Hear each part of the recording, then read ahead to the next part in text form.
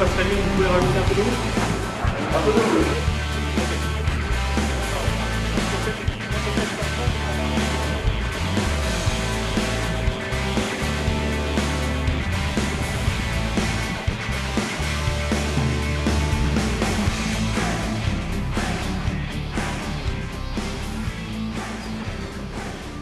D'abord et avant tout, une décision est un choix et une bonne décision procède d'un choix éclairé et libre, bien sûr.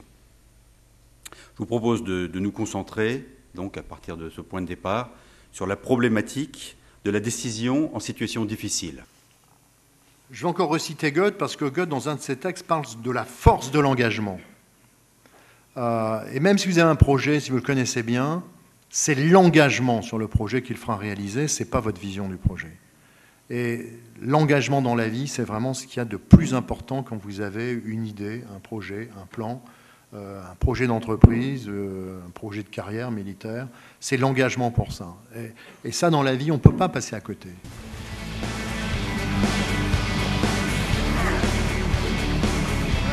Il faut qu'on accélère par contre. Dès que je te dis question, tu me dis non, je compte 25 minutes, d'accord? D'accord.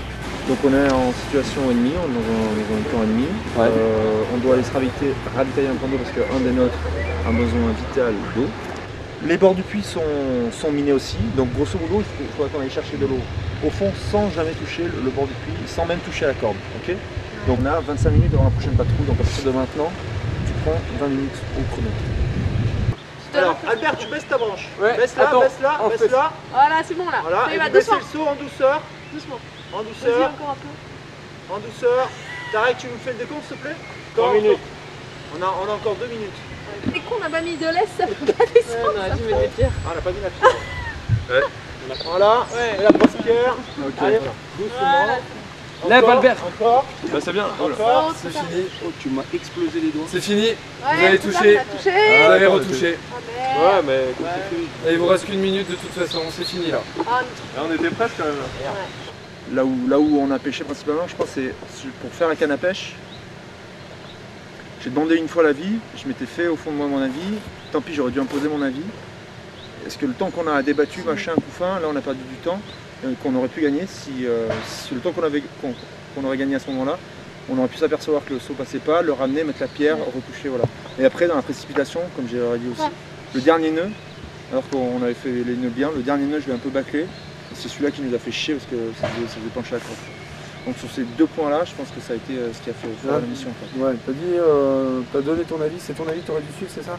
Ben, on a fait un deuxième brainstorming pour faire la canne à pêche, j'ai écouté les idées, je m'étais fait mon avis à moi et j'ai pas voulu imposer ma décision alors que j'aurais dû trancher une bonne fois pour toutes et dire bon on fait comme ça. D'accord. Oui, on a perdu un peu de temps là avec la pierre qu'on n'avait pas bien vue, mais personne n'y a pensé. Quoi. De fait, l'étude de cas, le cas qui étymologiquement arrive par hasard, qui étymologiquement est une chute, devient fâcheux. Mais le cas est aussi une aporie. Une aporie pourquoi? Parce qu'il est vital à pouvoir.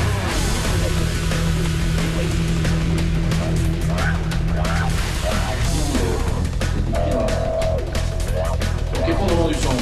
Quand Val parle d'une méthode sociologique, c'est ça. C'est un épisode où, comme le disait l'amiral Pierre, on perd ses repères. Qu'est-ce qui se passe si on pose cette question? Que proposez-vous, si on prend cette option-là, dans le but que le collaborateur nous apporte l'idée que nous avons? Ça devient quoi? C'est de la manipulation. Alors, bon, manipulation, ça a marché combien de fois? Une fois, deux fois, rarement plus.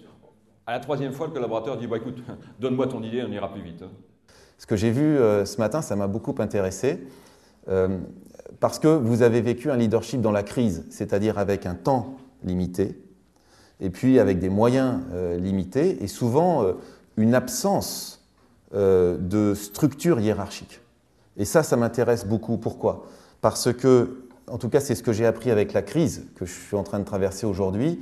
Je navigue à vue et quelque part, je voyais ce simulateur tout à l'heure, c'est vrai que il faut à la fois bouger, on est dans un monde de mouvement, et en même temps réfléchir, et en même temps prendre des décisions.